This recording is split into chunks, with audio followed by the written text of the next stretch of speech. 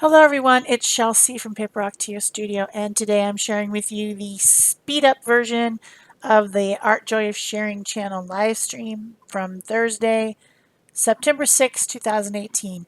This is part one of a two-part series where we are using air dry clay to create textural elements in our mixed media projects. So the two types of clay that I'm trying out today are creative paper clay, which is a clay that is made out of paper fiber. I don't know what else is in it, but it's non-toxic and it has certain properties that I like. And then the other one is Macon's clay, which is a water-based polymer clay, also supposed to be non-toxic and environmentally safe. So I'm showing here all the different things that I might use to mold or shape the clay. I've got some actual molds like these, which are created for fondant, I believe. They're silicone molds. Then I also had some leftover packaging, like the bubble pack from different products that I've bought in the past. I just saved that outer section and it has all the different shapes that I can press things into to make different shapes. It's a good way to recycle that stuff. And then I had a roller and some like little clay cutters and cutting tissue blade and stuff like that. So the first thing I wanted to try out was the paper clay versus the Macon's clay as far as using the molds. The paper clay is sandable and it's reworkable with water. It's something that I've been using for years, literally years, probably 15 at least. And I've done a lot of different projects with it. And so I'm used to it. I know what it does. I know how it behaves. Sometimes it can warp a little bit as it dries, different things like that. And it might not have the most perfect detail. So this other clay should have sharper detail because it's smoother. It doesn't have quite as much particle in it.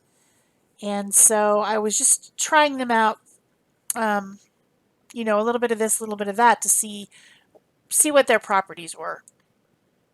The Macon's clay is also reworkable with water. If it gets a little bit dry, you can add some water into it. Right there I was showing some files that I have for cleaning up the edges of stuff like this. If it's sandable, I know that the paper clay is sandable. I'm not sure that the Macon's clay is, but I will find out when it's dry. So the reason this is going to be a two-part series is because the doing live, there's no way to wait for anything to dry. So next week on Thursday, the 13th of September 2018, we will be finishing our projects using the different pieces that we made today. So now I decided to roll out and cut some of the clays just to see how that went, and using different textures in it.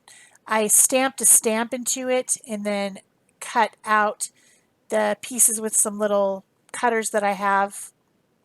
I have some ovals, circles, and rectangles in those tiny little cutters. But when I went to pick this up off the glass mat, they distorted. So I redid them. Peg suggested I do it on paper and then just set them aside to dry on paper. So I did that and did make a pair of earrings and a pendant. And then I can put another one of those pieces on there like that to make it more interesting and have some cute little jewelry if I add some beads or whatever. So I was just messing around with that, making an impression into the clay, and any impression into the clay, and seeing how that would work using that script stamp. Then I thought to myself, I wonder if I could use Thinlet's dies as cutters, because I've only got this very limited set of cutters, the ovals, the circles, and the rectangles. I don't have anything else. And so I was trying to think of, multiple uses for some of the other things. So I pressed some dye into there and it made an impression, and then I could trim around it using an X-Acto knife. Now in the final pictures you will not see this piece because it disappeared. I don't know where it went. It's a cute little cactus, and it's not on the drying tray. So I guess maybe, I don't know what happened. Maybe it got tossed in the trash. I don't know. Anyway, then I decided to use some of these embossing folders to see how that would work to make impressions in the clay. And the thing that I liked about that is that there is a press inside, but there's also a press outside. So I have innie and outie on either side, which the outie is really what I prefer.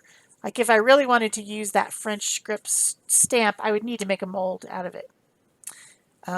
So now this piece of 6x6 was something that I created a couple weeks ago when we were doing metal in mixed media, and I was planning on using all this texture and covering it with metallic tape, and then working on from there. And I don't really enjoy the composition of it, and I never finished it because I ran out of time, so we didn't have time to do that one, and I never finished it on my own. So I thought what would be cool would be to make some sort of organic shape, and here I am showing a art journal cover that I had done in the past using this creative paper clay, which is what I'm doing right now. I just had molded it right onto the cover of the journal and then painted it and added paper leaves and stuff like that. So I'm using the paper clay and I'm rolling it into snakes and then sculpting it onto the board using some silicone tools. These are called doodle sticks. I will look up the different clays, the doodle sticks, whatever I used in here, and put links to Amazon below if you'd like to pick up any of this stuff. Like I said, next week on Art Joy Sharing Live at 8:30 Pacific Standard Time, we will be finishing these projects. I don't know how we'll be finishing them, but somehow. And for homework, I suggested that everyone who is watching the show live get a little bit of this clay and make something, and then we'll finish them together next week. And then on the live show, we'll create a hashtag and everybody can post the art that they finished while they were working with us on the live stream next week. So if you'd like to do that, I think you should. It would be fun.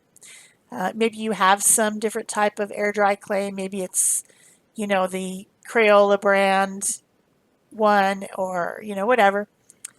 Make something with it. Mold something or sculpt something like I'm doing here.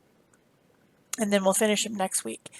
So the rest of this video is me working on this piece. I made the vine kind of curl around the little key, and then I'm creating more vines, and I continue to do this until the end of the show. So if you've enjoyed this speed through, make sure to give it a thumbs up.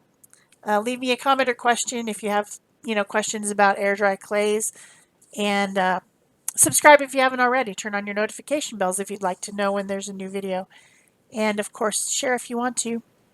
Somebody was asking me what this is consisted of, this background that I'm working on. It is a wood panel, and then I glued some cardstock that had been die cut on top of it, and then there's also some chipboard pieces glued on top of it, and then I covered the entire thing with gesso. So that's what the background is that I'm working on, in case you were wondering, because she was.